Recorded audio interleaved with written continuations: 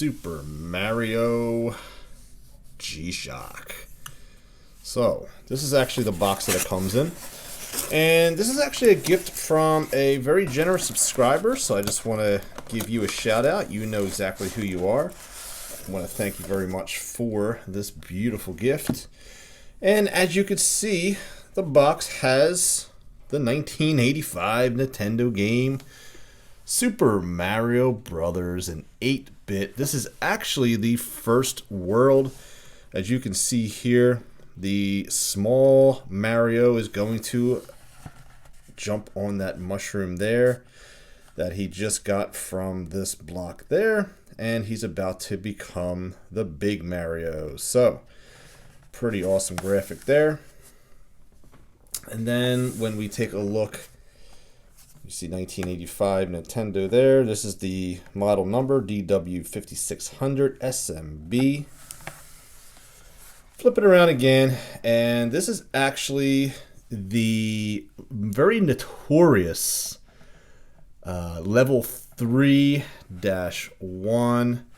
This is the infinite one-ups where Mario jumps on the Koopa Troopa and he can just keep going on and on up to, I believe, 99 lives that you can get out of this. Open it up, and what we'll find here is the instruction manual.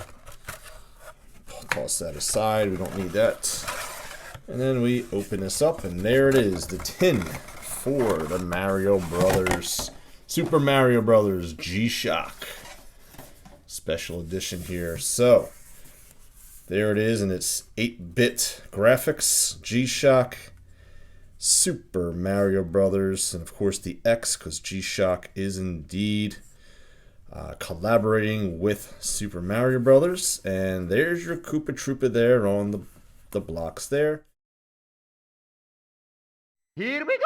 And here we go, as Mario would say. So let's take a look and see what's inside the canister here. And there was the G-Shock. So there was the G-Shock warranty card there. It's got that faux carbon fiber printed on there. There you go, international warranty card. You got the standard foam, and there is the watch.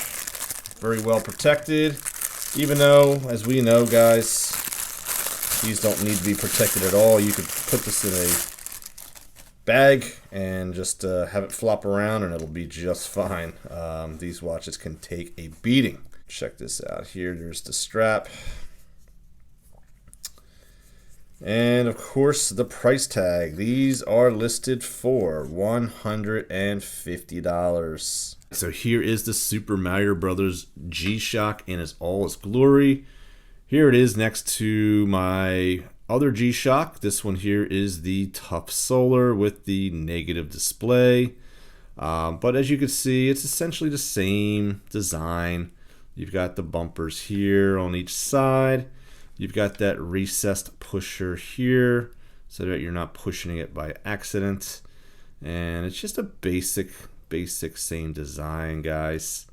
All right, you got that shock absorption here on the strap and the same right here. Okay, so what do we have here on the dial?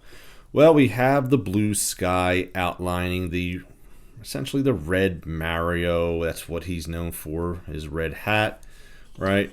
And his red shirt. And here is your Koopa Troopa that was just jumped on by Mario. And that actually, as you could see, kind of trickles onto the main screen there. And there's a reason for that I'll point out in 1 second. So we get the day of the week, the date, the time, and the chime at every hour. And of course the alarm is indeed, looks like it's set. And we have PM. So we get our typical G-Shock functions here. You got your alarm, you've got your stopwatch, right? This will be your start. This is your countdown, actually. This should, well, that doesn't reset it. Does that reset it? This resets it. Yeah, that'll reset it. Go to the next one. this does your back to your time. Alarm, countdown timer. Your time is still up there. So where is your regular stopwatch?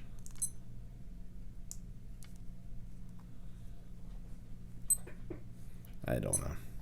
There's your alarm, countdown, stopwatch. There it is, right there.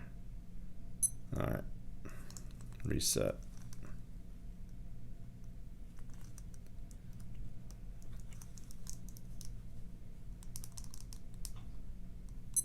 There you go. Mode. Okay. So, the one trick pony, and the reason why I think this is a cash grab is this watch essentially just does one thing that no other Casio G-Shock does, and that's when you press the light button. And I'm going to show this to you guys at night to give you guys the better effect, but there it is. Mario getting the one-up, stomping on the Koopa Troopa. Yeah. Besides that, you're just getting a different color scheme, and you're getting the 8-bit Mario all over the goldish green camouflage-like strap. It's interesting. It's fun. Okay, I'm not going to say that. I'm not going to deny that. It's definitely all of that. But I think what would really have set this watch off is if they would have had the alarm playing the Super Mario song, or when you hit one of these pushers, you hear like the coin sound. Something else that just gives it a little bit more of that three-dimensional feel and bring you back to the game. Some type of animation or something on the screen itself would have been awesome too. I mean, just something else, guys. I feel like, you know, for the extra money that you're paying for this watch, yeah, you're getting a cool color scheme that brings you back. You know, it does have a pretty cool case back that you'll never see until you take the watch off. Comes in that cool tin that is just going to sit on the shelf, but I need more, and that's just essentially what I'm saying.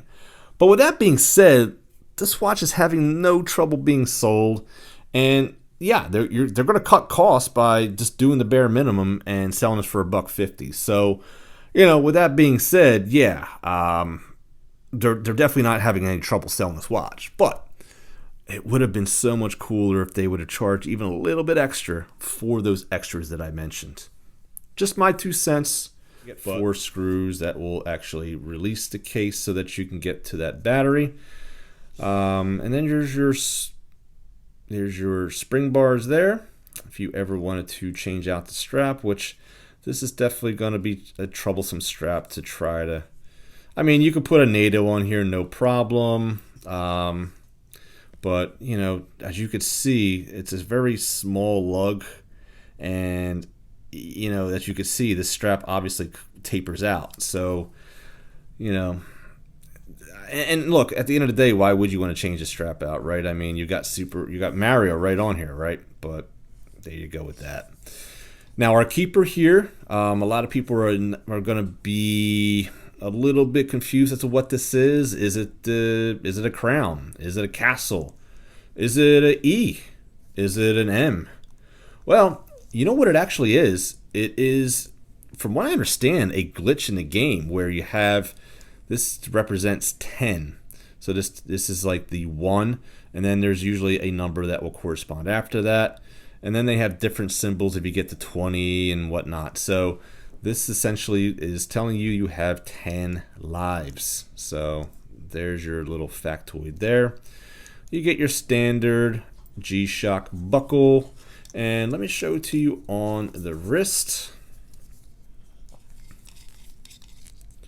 Very comfortable, by the way, guys.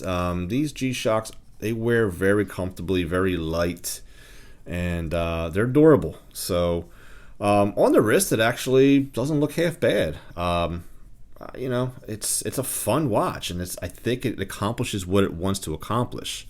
So I'd love to hear your guys' thoughts down below. Let me know what you guys think. That's my 2 cents. You can keep the change. And I'll see you guys next time on Average Joe Watch Reviews. God bless, my friends.